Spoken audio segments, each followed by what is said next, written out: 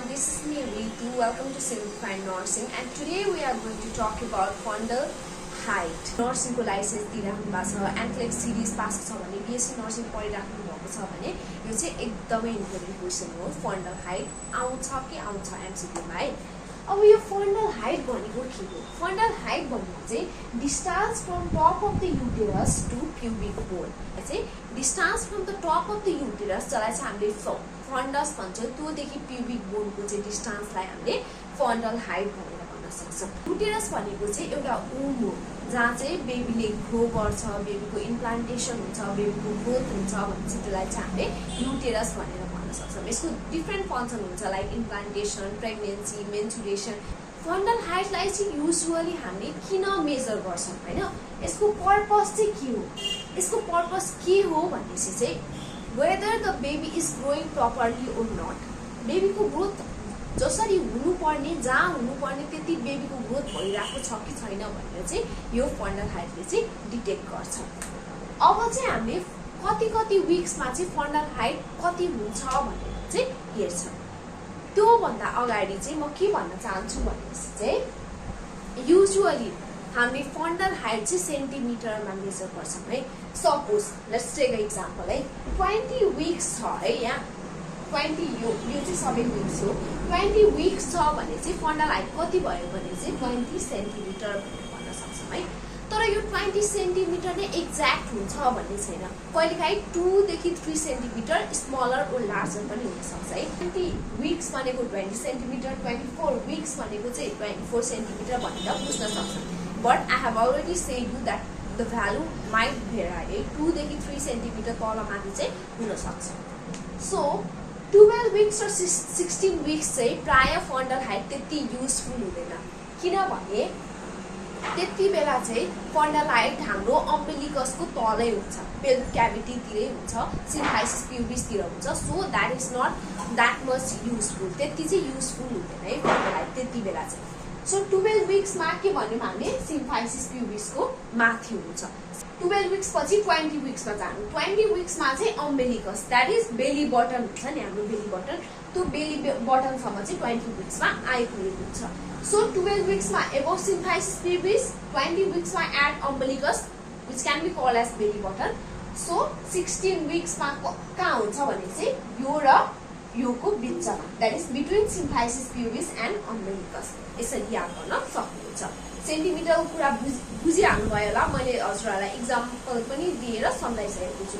Next is 24 weeks. 24 विक्समा चाहिँ के हुन्छ? अम्बिलिकसमा गयो, फेरि अब यसरी नै अम्बिलिकस भन्दा चाहिँ माथि माथि माथि गएर जिफोइड प्रोसेस गएर इन हुने हो। सो 24 विक्समा चाहिँ एबोभ अम्बिलिकस भयो। 28 विक्समा चाहिँ midway between umbilicus and xiphoid process.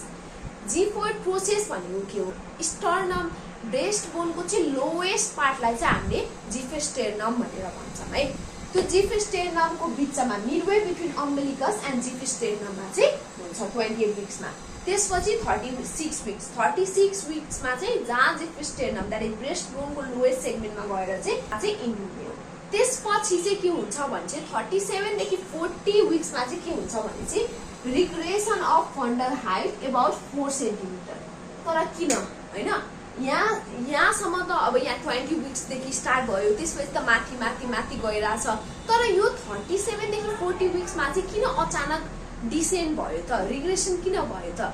किनभने हाम्रो बडीले प्रिपेयर गरिरहेको हुन्छ बर्थको लागि। त्यति बेला चाहिँ बेबी चाहिँ डिसेन्ड हुँदै पेल्भिक क्याभिटीमा सिफ्ट गरिरहेको हुन्छ। त्यसैले अबाउट 4 सेन्टिमिटर चाहिँ 37 देखि 40 विक्समा चाहिँ डिसेन्ड हुन्छ।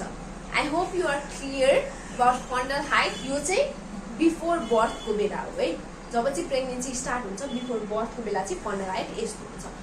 नेक्स्ट चाहिँ हामीले आफ्टर प्रेग्नेन्सी चाहिँ फन्डल हाइट कसरी तल झर्छ कि माथि जान्छ कि के हुन्छ भन्ने कुरा चाहिँ हेर्छौँ। अब चाहिँ आफ्टर प्रेग्नेन्सी फन्डल हाइट चाहिँ कसरी डिसेन्ड हुन्छ होइन, प्री प्रेग्नेन्सी स्टेटमा चाहिँ कसरी पुग्छ भन्ने कुरामा छलफल गर्छौँ है।